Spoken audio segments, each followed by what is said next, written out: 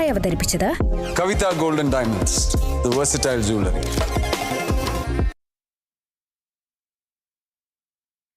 കൊല്ലം തേവലക്കര സ്കൂളിൽ വിദ്യാർത്ഥി ഷോക്കേറ്റ് മരിച്ച സംഭവത്തിൽ കർശന നടപടി സ്വീകരിക്കുമെന്ന് പൊതുവിദ്യാഭ്യാസ വകുപ്പ്.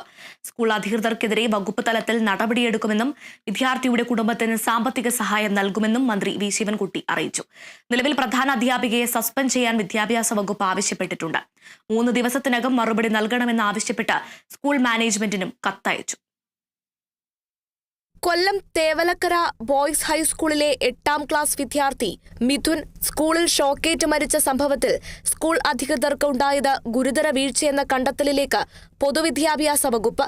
വിഷയത്തിൽ വകുപ്പിന് ചെയ്യാൻ കഴിയുന്നതിന്റെ പരമാവധി ചെയ്യുമെന്നും നഷ്ടപ്പെട്ടത് കേരളത്തിന്റെ മകനെയാണെന്നും മന്ത്രി വി ശിവൻകുട്ടി പറഞ്ഞു. സ്കൂളിന്റെ ചുമതല ഉണ്ടായിരുന്ന AEOയിൽ നിന്നും ഉടൻ വിശദീകരണം തേടും. നടപടി എടുക്കാതിരിക്കാനുള്ള കാരണം കാണിച്ച് മാനേജ്മെൻറ്റ് നോട്ടീസ് നൽകും. നോട്ടീസിന് മാനേജ്മെൻറ്റ് 3 ദിവസത്തിനുള്ളിൽ മറുപടി രേഖാമൂലം നൽകണം. സ്കൂളിലെ പ്രധാന അധ്യാപികയെ അടിയന്തരമായി സസ്പെൻഡ് ചെയ്യണം. അത് മാനേജ്മെന്റാണ് ചെയ്യേണ്ടത്. മാനേജ്മെന്റ് ചെയ്തില്ലെങ്കിൽ ഗവൺമെന്റ് ചെയ്യും. സ്കൂൾ തുറക്കുന്നതുമായി ബന്ധപ്പെട്ട സർക്കുലർ പൊതുവിദ്യാഭ്യാസ വകുപ്പ് ഡയറക്ടർ പുറപ്പെടുവിക്കുന്നത് ഈ വർഷം മെയ് മാസം 13-നാണ്.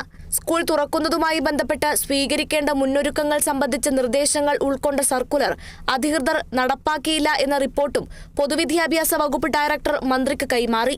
ഫിറ്റ്നസ് നൽകുന്നതിനു മുൻപുള്ള പരിശോധന കാര്യക്ഷമമല്ല, ഷെഡിന്റേത് അനധികൃത നിർമ്മാണമാണെന്ന് കണ്ടെത്തിയ റിപ്പോർട്ടിൽ പ്രധാനാധ്യാപികയുടെ ഭാഗത്തു നിന്നുണ്ടായിരിക്കുന്നത് ഗുരുതര വീഴ്ചയാണെന്നും വ്യക്തമാക്കുന്നു.